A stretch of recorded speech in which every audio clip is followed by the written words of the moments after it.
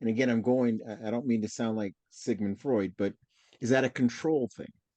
I mean, think about it. I mean, there are times when I get afraid. When I get afraid of certain issues, it's when I know I have limited control over the outcome.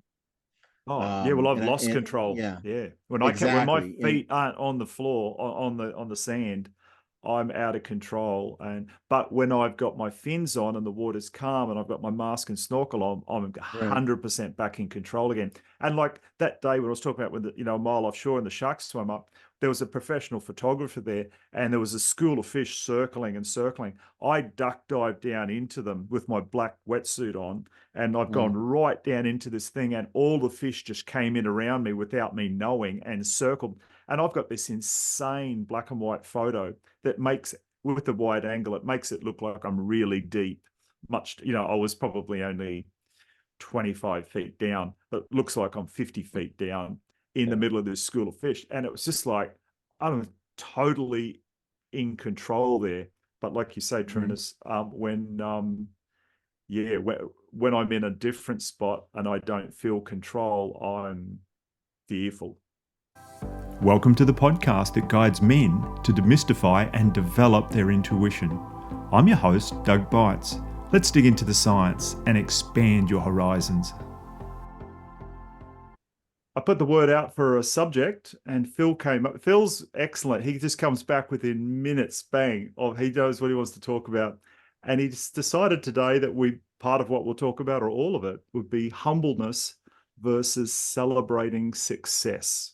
Phil's had a few, like he's a bit of a sporty guy. He's got some world records under his belt in boxing sort of stuff. So he's as soon as you typed that one in, Phil, I thought I knew where you were at, where your head was at, like trying to not let the ego get in there. But yeah. And Phil and I are both sort of coming into winter now, and he said it's belting rain at his place, and it's hard to get up. And I've come up with a new thing in the last few days that I'm going to start swim training.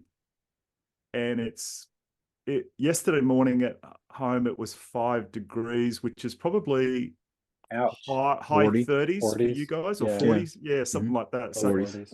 yeah, and my swimming pool's not that cold, but it's like, yeah, The air okay. is.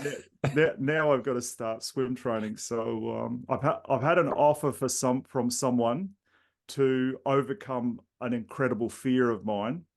And you really couldn't pick anyone on the planet better to help me physically and emotionally overcome this fear. So much to my wife's unimpressedness of it. And basically, I mean, I've done 2,000 scuba dives. I'm incredibly comfortable under the water, but I am not comfortable on the surface of the water where I can't touch. And at all. I have incredible fears of it. But once I'm under the water, I can stay there for days. I'm euphoric. Wow. I'm fully immersed. And so I had this, Phil's very familiar with Trevor Hendy. He's he's 6-time Australian surf life-saving champion, 4-time world champion. He was on Baywatch, played himself on one episode. And Nice. he was talking to me last week when I recorded another podcast with him about the wave zone of the ocean is our emotions. So when we're on dry land, we're stable. When we're under the water, we're immersed and we're stable. And so he's offered to help me learn to ocean swim. So out through the breakers, out the back, and start swimming. So I've got to tone up the body for just swimming pool swimming for a start, Yeah. So so that's going to be interesting. What a beautiful opportunity. Yeah. That's fantastic. And Trevor is an amazing coach in his own right. He's a public speaker. He's running around, and he's in his mid-50s now, and he's an incredible guy. So just a young bloke, 55. Yeah, I know. Young bloke. Well, last week I had his wife Jo in as well, and she said she's 52, and the subject matter we talked about was aging. And biohacking and all sorts of things like that. So it was very, very interesting discussion. as we, because, you know, like I prefaced it with, I'm the oldest one in the room, I'm 60. And I was pretty keen to hear what they were up to with that sort of thing. So I love it. all right. So Phil, your topic, humbleness versus celebrating success. Yeah, look, I've got two examples, and well, three, including myself. You know, Trunnis might not know of Bonnie Hancock and Michelle Lee. Just to fill Trunnis and Kevin in on both of them. Recently, Bonnie Hancock just paddled a surf ski right around Australia, non-stop. She had to complete 80 to 100 kilometres a day. Wow. To become the fastest person to paddle every inch of Australia's coastline all the way around. She's a former Iron Woman, surf life-saving champion, and Michelle Lee, that people would be familiar with, having been on your show podcast. Michelle is the first woman to paddle solo across both the Atlantic and Pacific Oceans. And Wow. here we've got two people that are speaking out about their experiences, and very modestly to inspire others, including myself, with being, you know, a 3-time world record holder, to inspire others. But I find I come to a point where, you know, you can feel the eyes and the tones of people behind the scenes or away from you, you know, saying, oh, get a go at this person, you know. And I can genuinely say, and Doug, you know me pretty well, I can genuinely say that my what looks like me celebrating my successes is genuinely an effort to inspire others, because my 3 world records, I don't know about Michelle or Bonnie, but my 3 world records came from overcoming hardship and obstacles in my life. That's what my fuel was to propel me to achieve what I did. And now, you know, I want to see other people, I want to use what I've done to inspire others to overcome hurdles and obstacles in their life to similarly achieve goals that they have in front of them. So, you know, at what point does, you know, celebrating success go from being honest and in its humble approach to inspire others to be, you know, ego, I guess, plays a part in it, you know, where it's transcending more to be ego based, I guess, when you're celebrating that success. So that's my introduction to the topic in a nutshell there. Mm-hmm. Yeah, I know when I was talking with Trevor the other day, he used the term catching the first wave, and it's like somebody's got to go out and what's the word I'm trying to think of, the you know, make the path, show the way, show that it can be done. And it's not like, oh, I'm better than everyone because I caught the first wave. Everyone's hesitant. And then once someone does it, you know, Roger Bannister ran the 4-minute mile, that sort of thing. And then it's like, it allows the rest of us to go, oh, okay, that guy doesn't have such a big ego, because now I'm really actually stoked that they did that, because now I know I can do it. And it's, I find it, the differentiator, I feel like, kind of comes down to what we're carrying internally. So if we pull back the lens and look at the achievement as a thing, 100%, it's something to be celebrated. But Phil, one of the things I love that you shared is that a lot of your examples were more us against ourselves. Obviously, there are the elements, there's nature, you're dealing with a lot of that. But at the end of the day, in any competition, even if it's a team sport, we're really still only competing against ourselves, our internal landscape. And so if there's a lack, or if there's emptiness, or if we're feeling there's a void there, and we try and fill it with successes or with achievements, that's where I feel the ego comes in. because then we start reflecting and pointing back to these achievements as our validity for existing, or as our our acceptance card, because we've achieved these things, therefore we can be accepted. And your point, a lot of the competition, I feel like, is spurred from experiencing a lack, or experiencing somebody who says you can't, or you shouldn't, or I don't think that's a good idea. And anytime we let anybody else get in our space, we're inherently going to be behind the 8 ball a little bit from that standpoint. So if we look at it through the lens of, in this life, if we think that we are spirit energy having a human experience instead of just being human, recognizing we're already acceptable, we're already worthy, there's nothing we need to prove or achieve to establish more validity in our existence, I feel like that's where achievements can be celebrated and released, because they don't define us. There's something that we've worked towards, we got, but then it just becomes a thing, as opposed to holding so much importance if we're feeling lack, or if we're feeling low, or not complete, or not fulfilled internally.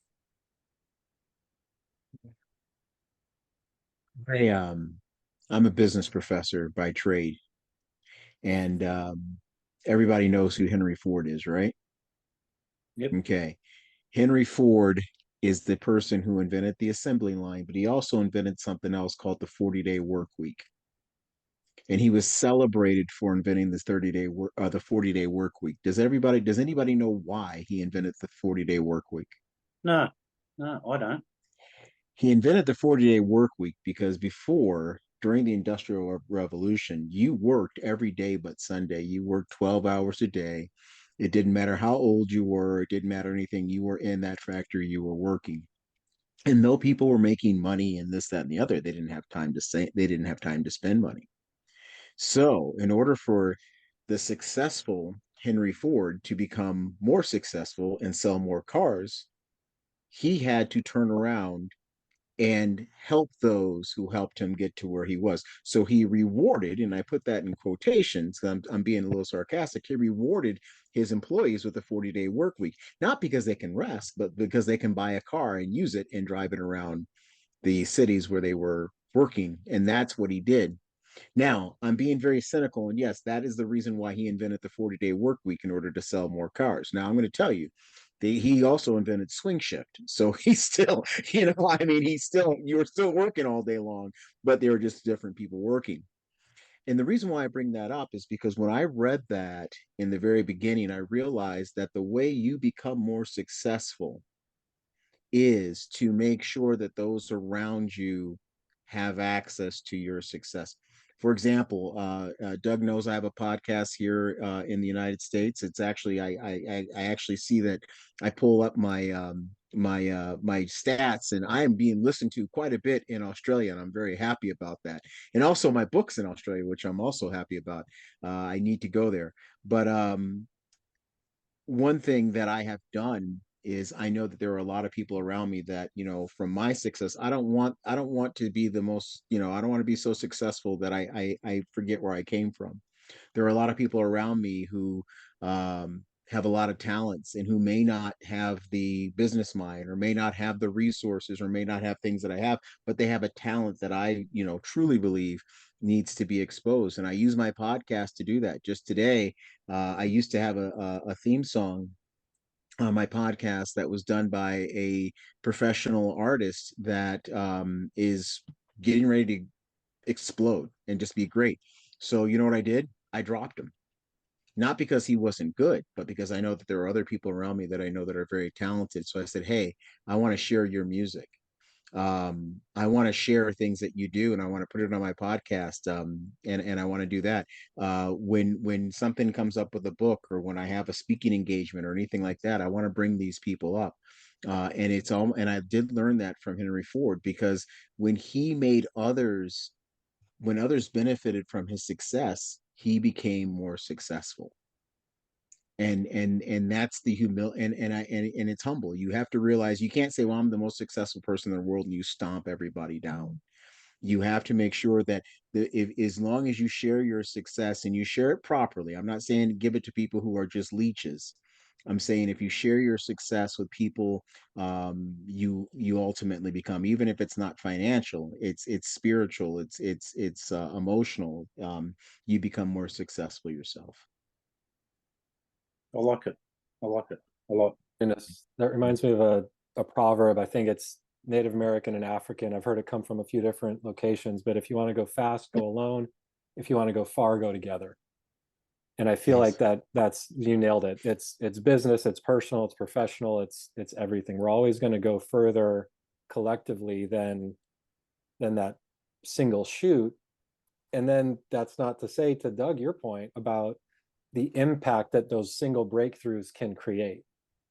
So to me, it's always a yes and, with that look of, if somebody isn't first, then how do we know? And then there's different applications as well. So it's those Right. personal kind of achievements, and then those personal achievements with collective support.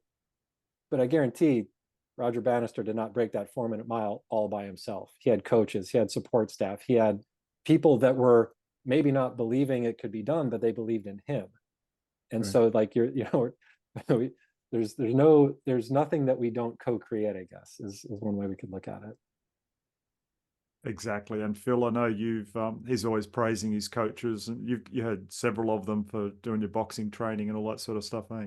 Yeah, yeah, yeah, yeah. And look, I've been fortunate enough to, in a small scale, monetize, what I've achieved by virtue of teaching boxing in the schools, teaching in class situations and whatnot. And the program that I teach in the schools under is the top, heading of becoming the best version of you. And in that, I've got to revisit and speak about my achievements and how they came about and the obstacles that I overcame by, believing in myself when people that I believed in me. And I think that's the kickoff point sometimes, when someone that you believe in, you look up to, when they show belief in you, you suddenly realise, yes, if they believe in me, I can believe in me. And so, I find myself revisiting and re-talking about what I've achieved. And sometimes I feel reticent to do it because I feel like it's, almost boasting. But the other part that I feel is the longer it's been since the last world record, which is only a few months or a couple of months now, the more I feel, hey, I can't just sit on my laurels. Like, sure, you've got to lead by example, and I've done that, but I think you've got to keep setting goals, and I think that's part of our growth as people. We need to keep setting goals. We need to keep growing, not to feel relevant, but I think to further enjoy, this experience. As Kevin said, we're here having a human experience. Well, let's get the most out of it. Yeah. That lifelong learner, that lifelong, openness to, recognizing we don't have all the answers, I think is a really powerful. We could be the most decorated whatever of all time, and there's always going to be more space for something else to come in. And a lot of times you see successes and it's in a single category or a single vertical, where it'll be financial success, but personal relationships will have been sacrificed to achieve that success.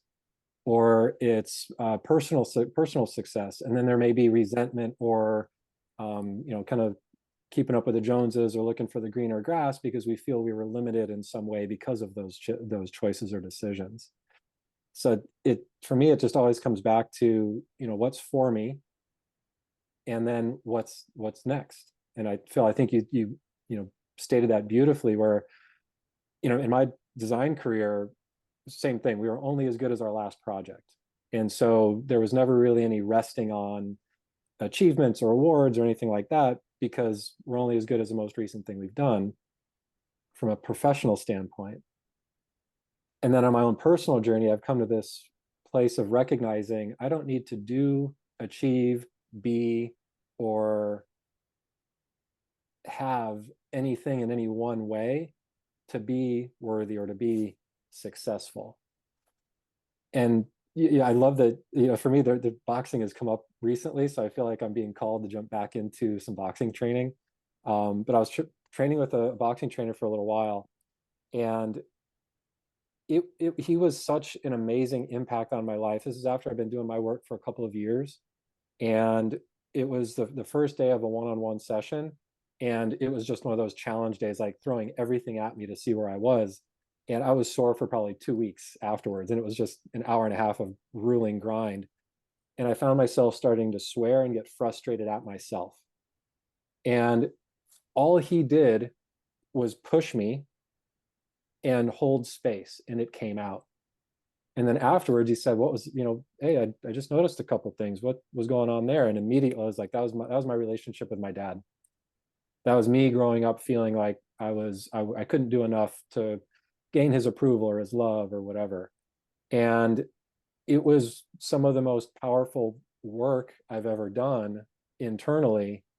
Wow. And it was effortless almost because of the context it was in. It was very physical, but it really laid bare where I was at. It was one of the best things that ever happened.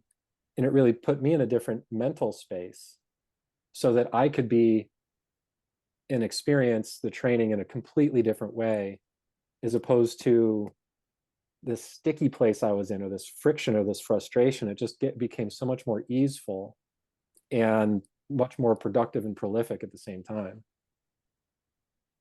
So wow. To that point about celebrating those, celebrating our helpers, celebrating our trainers, and just seeing the impact that those subtle experiences can subtlety of the experience when someone else has either been there or gone through it themselves. A lot of times all it requires is holding space for us to get there as well. We don't need to beat it into us or train it into us, just holding that space for it to, for whatever's there to be exposed, and then having hopefully the wherewithal to be able to address it or deal with it. Yeah, I like it. Yeah, something that came to me there, because you guys would probably get sick of me with it, but I just can't stop going back to intuition. So there, Kevin, you at some point you made a decision to do boxing training, and the universe was able to then use that to change your life in a way that none of us would ever dream would happen. Yeah. And this is the funniest part. So my wife started boxing training first. She started with a friend, and it was just a group 60-minute heavy bag class. And she's like, you should really try this. And I jumped in. I'd never really thrown a punch in my life, and I got bit. I was like, oh my gosh, this is amazing. And the trainers at the studio that we were at were fantastic. Ownership in the studio changed. That original crop of trainers who I had such reverence for and such a good relationship with, they all left. So I was like, I don't really want to, it doesn't have the same pull. It's not the same vibe. And that was like fall. And then by the next spring, I was talking with my wife, and I was just like, all right, I really feel like I want to get back into the training. And I wish I could reconnect with my favorite coach, because that's who I really want to train with. And that's who I had these amazing experiences with. Literally the next week, we were walking into a restaurant in our town. Guess who's having dinner with somebody else on the patio? The trainer. So order up from the universe, get out of the way of it happening, release attachment to the outcome. Next thing you know, on a silver platter right in front of me, I was like, hey, I mentioned it to him. Obviously, social things going on. I got his info that I hadn't had before. My wife ends up buying me a 3-pack training session with him for Father's Day. And then it was weekly or twice a week training for the next 2 years. And it was feeding everything. It was feeding my soul, feeding my spirit, feeding me physically. And it was, they don't call it the sweet science for nothing. There's a lot there without ever having to step in a ring for us. And I feel like we can apply that to a lot of different things, to the ocean swimming, to lap swimming, to getting comfortable in uncomfortable situations. Yeah, beautifully said, Kev. Yeah. Boxing for me is a lifestyle. Yeah. And it's beautifully said. Yeah, it really does something for the spirit, 100%. Mine is hockey. Matter of fact, tonight I have a game. I play ice and roller. I Nice. live in, if you understand the South in the United States of America, there is not a lot of ice and a lot of ice rinks down here. So I learned real quick at 51 years old how to play roller hockey. Never played in my life, but what got me really back into it was after my daughter passed away. I was in a dark spot, and I remember like I couldn't sleep, I couldn't do anything, so I go to the doctor, and I tell the doctor, I mean, I'm not gonna live long. I mean, I'm actually getting physically sick. And so the doctor's he literally listens to me for about 10 minutes, and then after that he quickly diagnosed and says, hey, here's a prescription. I said, what is this? And he said it was a very strong antidepressant. Mm. And so I took the prescription in my hand, the paper, and I said, is this going to bring my daughter back? And he looked at me and he's like, I mean, it was like dead silence. And I'm like, I know what the answer is, but I want you to say it, you know? And I said, no. And I said, so after this shit wears off, excuse my language, that means I'm still going to have the same stuff going on, right? And he goes, yeah. I said, well, then there's no point in me doing it. And I played hockey all my life, and I really got back into it. And it is, and it's funny how boxing, swimming, and now hockey. It's funny how most of our sports are pretty dangerous sports, Doug. You know, you're going to get bit by a shark. I know where you live. And then, you know, all of us want to get beat up. I don't know if it's rewarding or not. I'm just saying. You know, I've been surfing since I was 12. So oh, in literally living life in that surf zone has been, yeah, that's man. I cut don't my know. teeth on it. Yeah. Yeah. Yeah. Yeah. And I've done And Yeah. plenty of snorkeling outside the breakers, yeah. out there where it's calm, like with snorkel gear on, fins, and I am so comfortable. It's not funny laying there looking down into the deep. But put me into the wave zone where I can't put my feet on the ground. If I can have my feet on the ground and go Okay. through the waves, that's okay. But to get that next step out, waves, I've just always, it's funny, like yesterday, I did 2 days a week fire safety training. I did 3 training sessions yesterday. And in all of them, I'm teaching people to remain calm through breathing techniques. Yeah. But when I swim, I struggle to breathe properly. Like I don't have a rhythm. I need a swimming coach for a couple of lessons to get me into the rhythm of breathing. I have deep understanding. I've done all sorts of Wim Hof training with breathing. I sit in the mornings here and I do all sorts of deep breathing, you know, Wim Hof stuff, and then jump down and do push-ups with no breath, you know, do 40 push-ups with no breath, do all that. But you put me in that water zone. Yeah. And my cycle of breathing, which is going to keep me calm and keep me centered, just goes out the window. And yeah, it's got, so that's the thing I've got to focus or train or it's the opportunity. When I was in the Navy, we opened up the fantail of our ship in the Indian Ocean, and they said we can go swimming, and we go swimming, and there were some Navy SEALs that were there, and they were helping. They were actually doing some training under us, so they were underwater. They were scuba diving, and we were just above, just having fun, you know. And so I'm sitting there, and I look over. The guy said, "How deep is it right where we are?" Not that it really mattered. He says it's about a mile deep under you, and I said, "Well, I won't drown. I'll just explode." I'm afraid of drowning, but I'm not afraid of imploding. I'm like, that's good. I love it. I say that I won't drown, I'll just implode. Yeah. So there you go. So just think about it that way. Look at the bright side, I guess, right? Yeah. Exactly. Yeah. Trunnis, I've been a mile offshore with a school of fish out there and a lot of baby sharks and snorkeling with 2 other guys. And it was choppy on the surface, but because I have my snorkel gear on and I'm looking down into the water floating, and I don't have to worry about breathing because I've got my snorkel on and my mask. And I've had a 3 to 3.5 foot shark, very like way underneath me, very slowly and non-aggressively swim up to me. And I'm like, when I looked around, the other two guys were hundreds of feet away from me. The boat I could just see off in the distance. Wow. And I'm in 1,000 meters, 3,000 feet of water. And this shark's just starting to swim up. And you can tell with where its fins are, whether it's aggressive or not, and the speed. And it was moving very slowly. And it just swam up. I don't think it had ever seen a human before. And I was Curious, totally, yeah. and I've got my video camera running the whole time. And I'm thinking, what is this thing doing? And it must have just been curious what I was. And it swam right up. And then at the very last second, I wished I hadn't done it, but I just reflex. My fin comes up and you can see my fin. I put it up in between it and me, and then it just turns around and goes back down. So I can do that no problem at all because I've got fins. Wow. If you took the fins off, I wouldn't be happy. That'd be a different But scenario. But you put me in that surf zone, where you're no good in the surf zone with a mask on because the waves are going to pull it off, and and a snorkel. And like Trevor said the other day, it was just so eye-opening. That's the emotion zone. That's where, and they're not good or bad. It's just that turbulence. It's that intense energy. Yeah. And that's where I've got to learn to breathe in through that section till we get out behind the breakers and still can't touch, but yeah. So I'm sorry for who I interrupted there.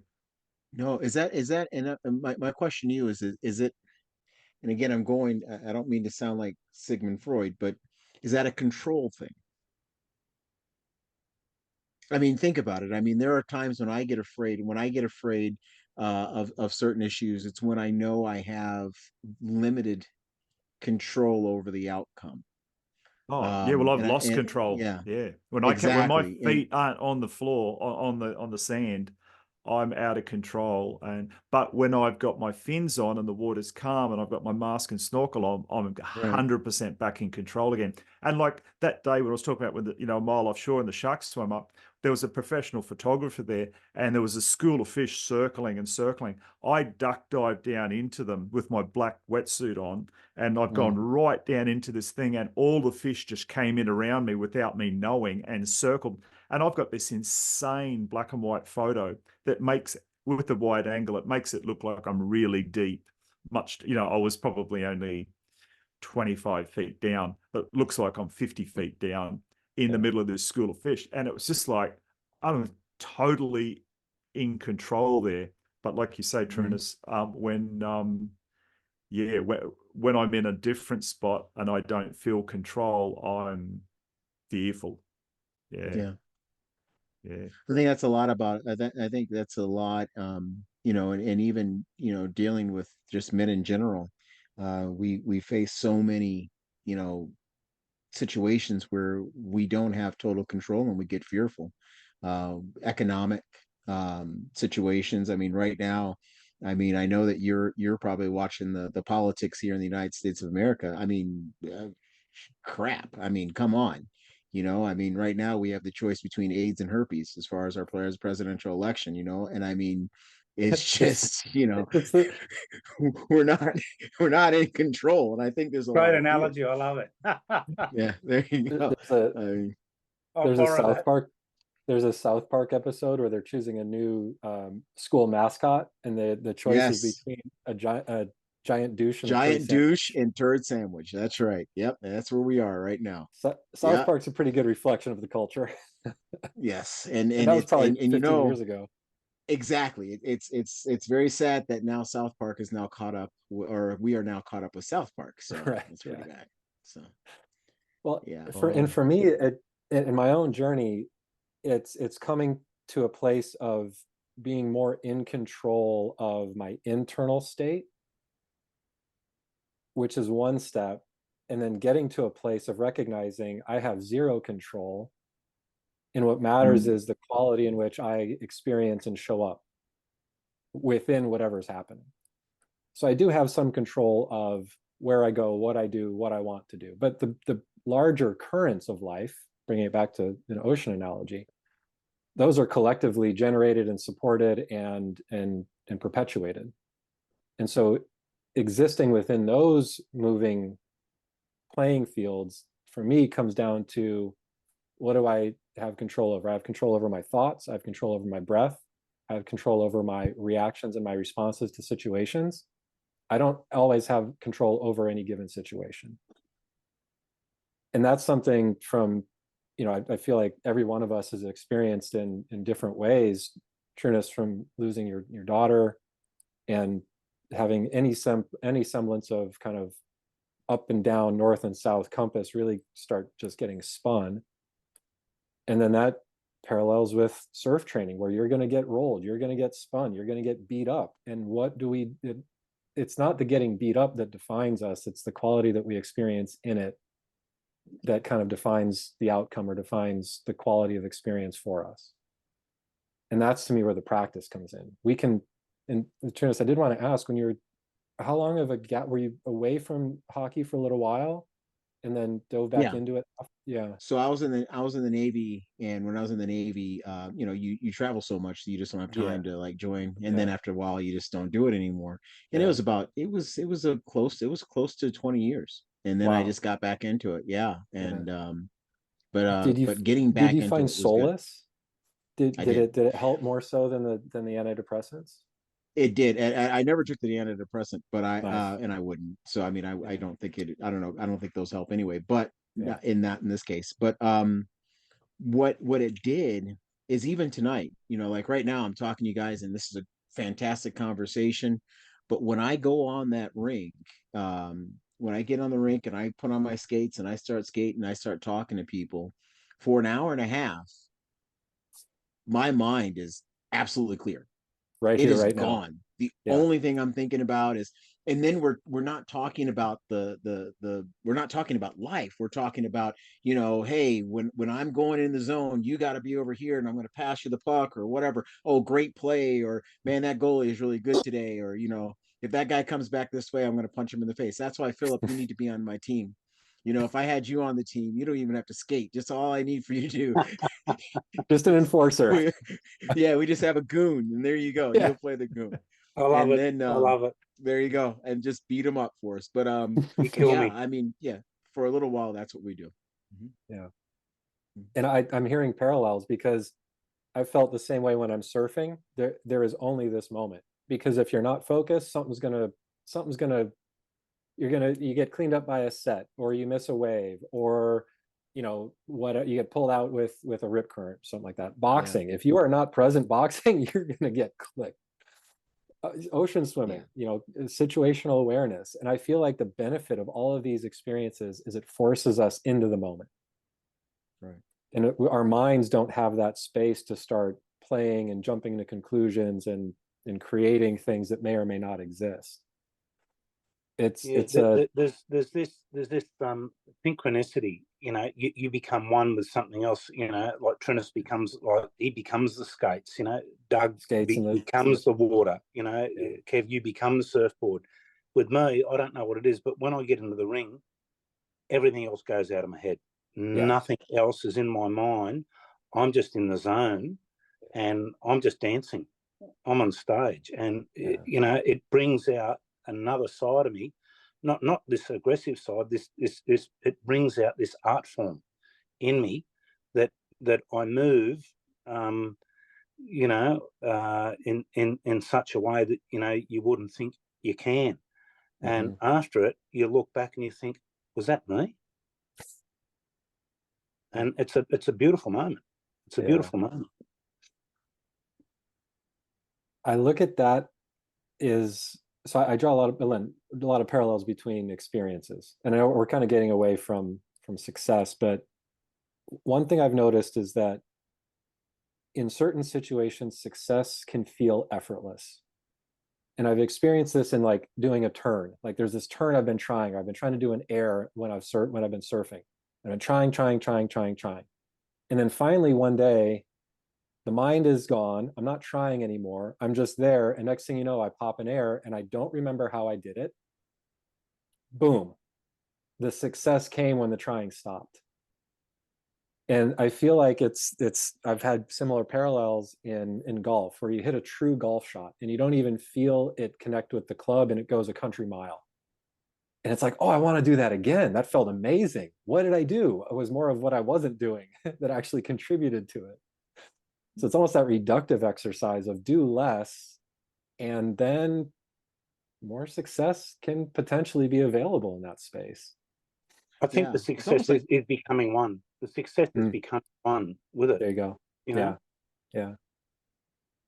You know, I think that the other funny thing is what you just said, Kevin, is that the you know, like even in hockey, don't think so much. And if you look at it, if you look at like the good hockey players, it's just like like Philip said, you know, you become the skate, you become the stick, and the players that look like it's almost effortless are the ones that are probably not thinking. It's the ones that think too much, because that's when you have hesitation, and that does it. It impedes your success. Going back to success, hesitation, even in the military, in the Navy, we used to say hesitation kills. That period, and it does in so many different ways. Rely on that instinct. Yeah. You know? Going back to intuition. Yes, 100%. 100%. Here we are, Doug. It comes back to you. And that's where I feel like we get into like matrix mode, and there's science that backs it up. Our hearts are actually precognitive, and our hearts will react to stimuli up to 4 seconds before the stimuli is shown in research. And so if we get out of the mind and we get into the body and we are just more in the moment, that's where you can, you know, you from boxing, you see a punch being telegraphed even though they haven't even moved yet. Or in hockey, like it's almost like you have this like neon line, like you just see the course, or you see the open man, and it's just the hyper presence, which almost gives you that maybe split second edge on someone who maybe is thinking about, you know, what the beer they're going to have after the hockey match, or the fight we got in with my partner, or whatever else that's getting in the way of that experience. Yeah. Have you seen that? Sorry, Trunnis, where you go? No, you go ahead, please go. I was just going to say, have you seen that news report where there's a female reporter talking to a baseball player, and the guy hits the ball, and his last name's Longoria, and he just turns around and puts the mitt up and just catches the ball, and it's coming from behind him, and he just catches it, and it's going to take the lady reporter's head out. Like she is going to be unconscious or worse.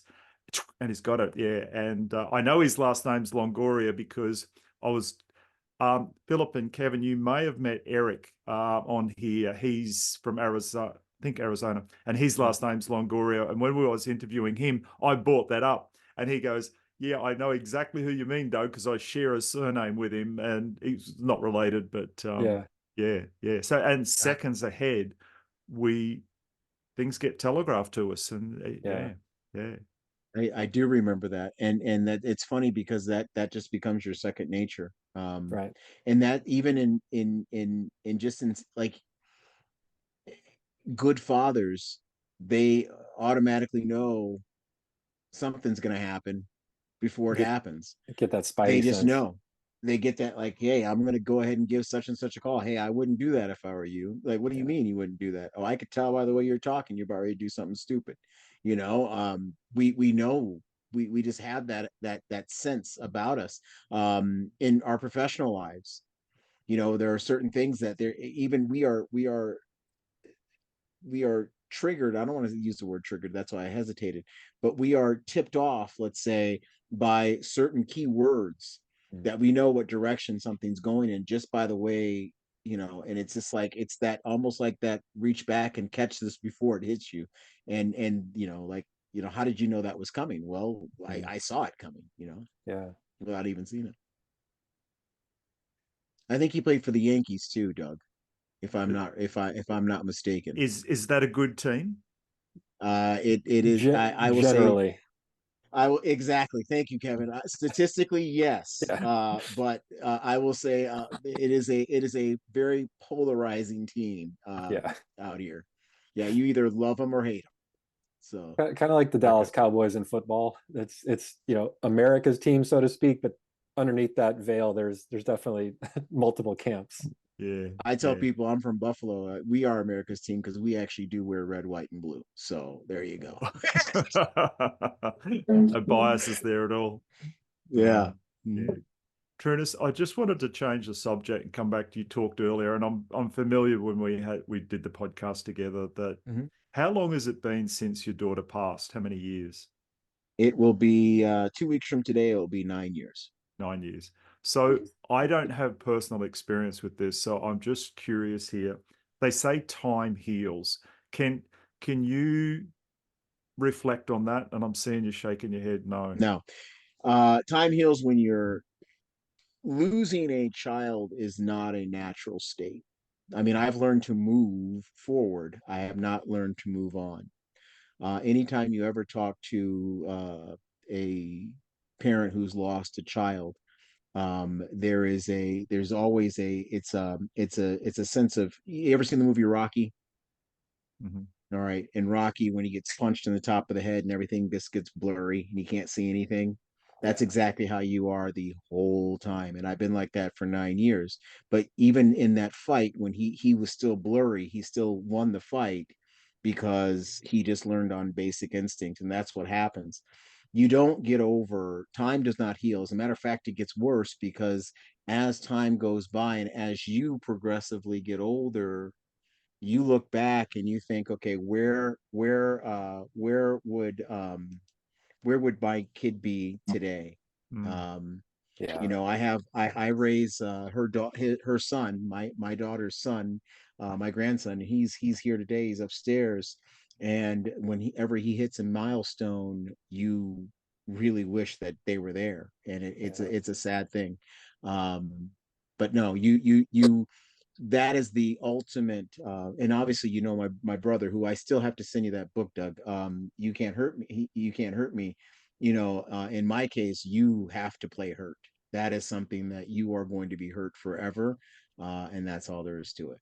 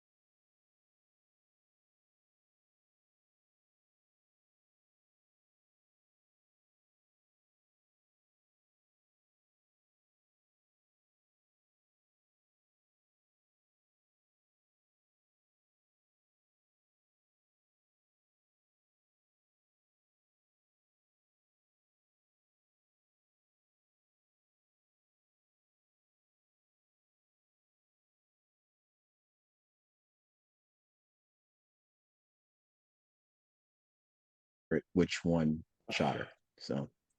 So the kid walked, and that's it. I do know. I think I know who did it, and I hate to say it, but I did tell him right in front of a cop. I said, if I ever get diagnosed with a terminal disease, you're going to be the first to know. That's exactly what I said, because before I go home and tell everybody, I'm going to make sure he knows. So, Was yeah. that a Clint Eastwood movie, El Camino, where he finds out he's older, he finds out he's sure got an does. illness. He befriends Yep. the Hmong community, and He sure does. Does what he has wild. to do. Yeah. But yeah, it's very sad. It was very Yeah. sad time. Yeah, gee, the roller hockey. My brother-in-law used to play roller hockey over here in Australia, Trunnis, and man, that's fast. I will say this, all right, Phil, and you're going to laugh at this, Philip. I was the first time I played, like I said, I've been playing hockey since I was 4. So you have muscle memory when it comes to hockey. Roller hockey skates and ice hockey skates are 2 different skates. I found out not when I put them on, I found out when I went to make my first hockey stop. And I went and it did Laid not out. go well. And I literally broke my finger. I Oh, broke no. my fingers. Yeah, right. First 2 seconds of the thing, I was like, well, Oh. I got up and finished Ouch. because it was, but geez, Ouch. yeah. But roller is a great sport, and it is very popular in Australia. I did not know that. It's extremely popular in Australia. Yeah, my word. Yeah. And My you guys word. play a lot rougher over there than we do over here. Oh, cut it out. No, we're pussies. No, serious. No way. No. All right. So this is a great military story, and I don't know if you have time, but I had to go to Iraq, and Australia. There was an Australian force in Iraq, and it was Navy, and they were actually working with our construction battalion. We call them Seabees.